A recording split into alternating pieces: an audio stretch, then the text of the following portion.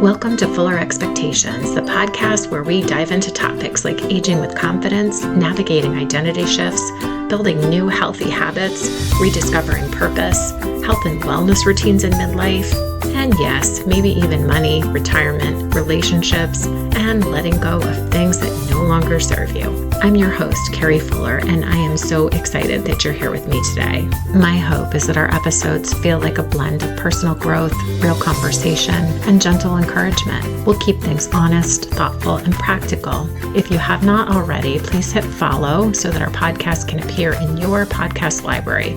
We drop episodes every week, and we don't want you to miss it. And if you thought of somebody who might benefit by what you've heard today, please share this episode with them. And now let's get into today's episode. Hello, Fuller Expectations podcast family. Thanks for joining me today. So we're going to dive right into today's episode because this is something that literally affects every single person listening. So what if I told you that there's something that you do every single day that can actually affect your weight, your metabolism, your heart, your brain, your immune system, your mood, your memory, your ability to build muscle, and potentially even how well you age? Here's the interesting thing. You don't have to buy anything. You don't have to exercise. You don't have to count a single calorie. You just have to sleep. Now, before you think, okay, I already know how important sleep is, stay with me for a minute, okay? Because that's exactly what I thought. I knew I was supposed to get 7 or 8 hours of sleep minimum. I knew I felt better after a good night's sleep, but until I started paying attention to my own sleep through my Oura Ring, and then I really started learning about what is actually happening inside of our bodies while we're sleeping, I had absolutely no idea actually how much sleep affects. And I have a feeling I'm not alone because while we're sleeping, our bodies are not shutting down. They're actually incredibly busy. Our brains are processing and storing the memories we made that day. Our bodies are repairing tissue and recovering from exercise. Hormones involved in hunger and metabolism are being regulated. Our immune system is working when we are sleeping. Our cardiovascular system is getting a much needed period of recovery, and our brains even have a fascinating waste clearance process that becomes more active while we're sleeping. And here's something that really got my attention. If you're trying to lose weight, improve your body composition, or build muscle, you could be doing everything right during the day,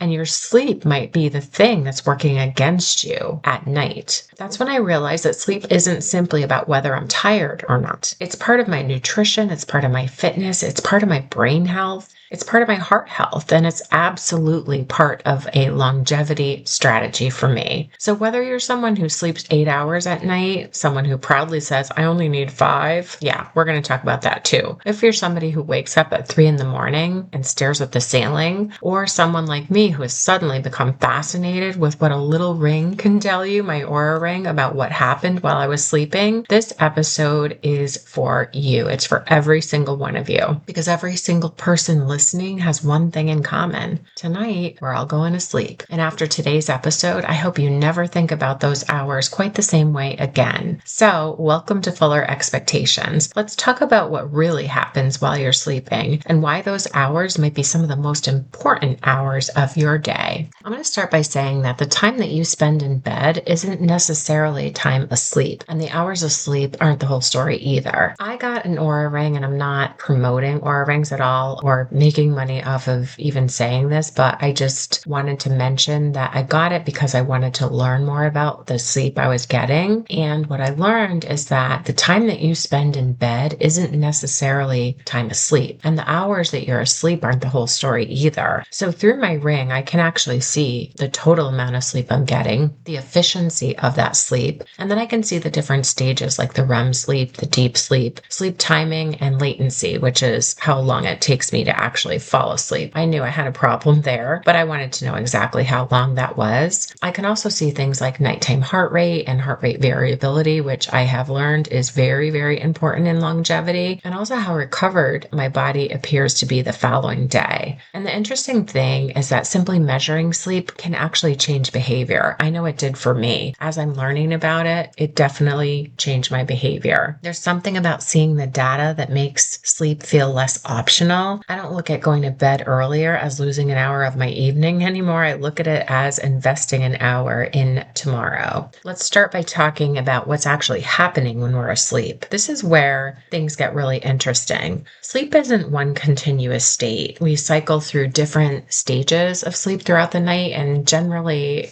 these are roughly 90-minute cycles, although it varies with everyone. The first phase is light sleep. This is more important than the name makes it sound. This is where your body begins slowing down and your muscles relax, your body temperature falls, and your heart rate decreases. Light sleep also makes up a significant portion of a normal night's sleep. Then the next phase is the deep sleep. So think repair, restore, rebuild. During deep sleep, slow wave sleep, we'll call it, the body is heavily engaged in physical restoration. Growth hormone secretion is also particularly with early night deep sleep supporting tissue repair and recovery. This is a huge, important part of our sleep, you guys. If someone is strength training, there's a big connection here. Think of it like the workout providing the stimulus, and recovery, which is including sleep, is when the body adapts. The next phase is REM sleep. So REM is particularly fascinating to me because the brain is really active during REM sleep. This stage of sleep is associated with memory consolidation, learning, emotional processing, cognitive function, and REM sleep tends to become more prominent late in the night. So if you're someone like me, a couple weeks ago, I had to get up at 4 a.m. for an early flight. I definitely cut into my REM sleep that night. And this is actually really fascinating to me. So during sleep, particularly deep non-REM sleep, there are processes that are involved in clearing metabolic waste from the brain. And this is when it becomes more active. I'm going to try to explain it this way. So imagine having a cleaning crew that comes into a building after everyone goes home at the end of the day. That's essentially what I picture happening in my brain when I'm sleeping. Something I am seriously interested in is the connection between sleep and weight, and this might surprise you. A lot of people think of weight management simply as calories in, calories out. I think a lot of us during midlife learned that that's not actually the case because we tend to try to eat fewer calories and we're burning more than we're consuming, but our weight's not budging. So sleep actually influences the biological environment where those decisions are happening. So if you're not getting enough sleep, this is associated with changes in appetite regulation and increased hunger. Research also suggests that sleep restriction can increase cravings and make highly palatable, calorie-dense food more appealing. So this is your junk food. It's stuff that you shouldn't be eating. If you're not getting enough sleep, you might pay attention to the cravings you're having and make a connection because it could be inadequate sleep is causing those things to happen. And here's another big piece, insulin sensitivity. Even relatively short periods of inadequate sleep can negatively affect glucose regulation and insulin sensitivity. And this totally has something to do with whether you're able to lose weight. If you're trying to improve your health or lose weight and you're obsessing over every calorie and every workout, but you're only getting 5 or 6 hours of sleep at night, this might be one of the things that you need to look at. And this is especially compelling. So controlled research has found that when people are calorie restricted, inadequate sleep can affect what kind of weight they lose. Not getting enough sleep can actually affect what kind of weight you lose, and with less fat loss and more loss of fat-free mass. And this is actually really compelling. So controlled research has actually found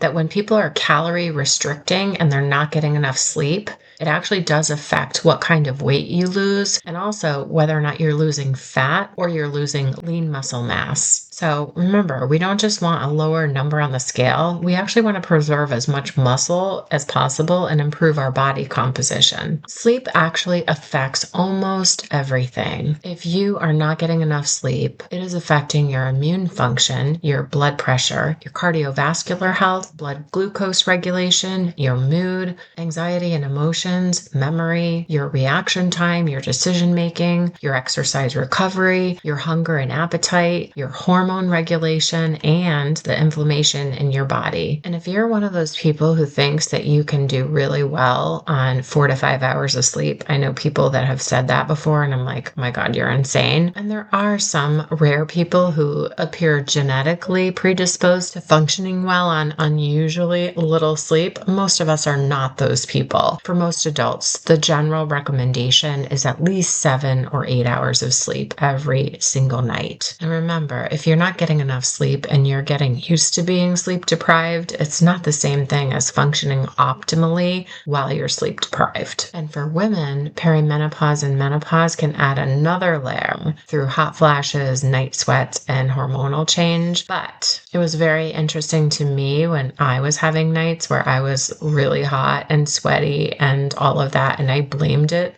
on perimenopause. And what I learned was that alcohol definitely affected my quality of sleep. Stress does too. And also, if I ate within 3 hours of going to bed, my sleep was definitely affected. Same thing with caffeine and the bright lights of a cell phone or a TV. And of course, inconsistent bedtime, sleep apnea, which I don't have, thankfully, and certain medications do affect sleep for other people. So I challenge you to experiment for the next 2 weeks. And here's what I want you to do. We're going to go through 10 items that can actually help you develop a better sleep routine. So number 1, give yourself adequate time to sleep between 7 and 9 hours a night. So that means you know what time you have to wake up, so make sure you're in bed 7 to 9 hours before that. Number 2, keep your bedtime and wake time relatively consistent. Number 3, get outdoor light in the morning. Exposure to sunlight is actually really, really good for you.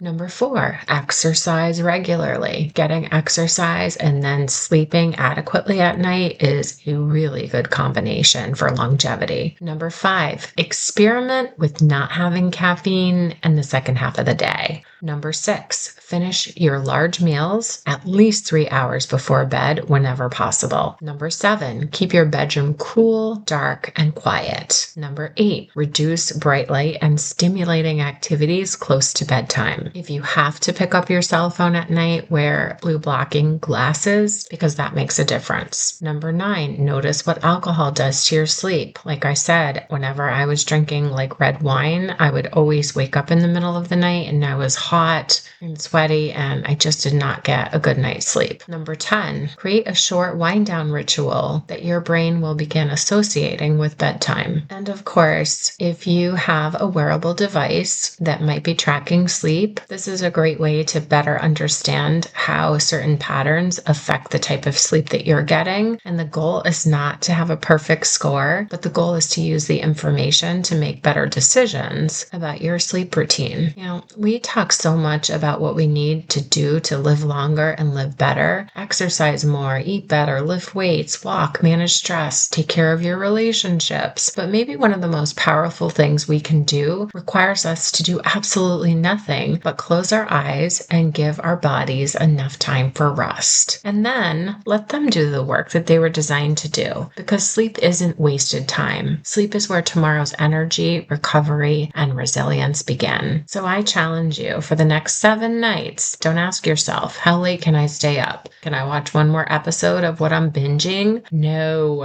Ask yourself, what time do I need to go to bed to give tomorrow's version of me exactly what they need to be successful? Thanks for listening today. If this episode sparked something in you, please share it with a friend, leave a comment or a review, and reach out and let me know what resonated. Remember, no matter what age or stage of life you're in, you can pivot. And always remember, the second half of life is not a winding down. It's a waking up. Please follow or subscribe. We'd love to have you as part of our podcast family. Let's keep showing up and being the best version of ourselves. Until next time, take care.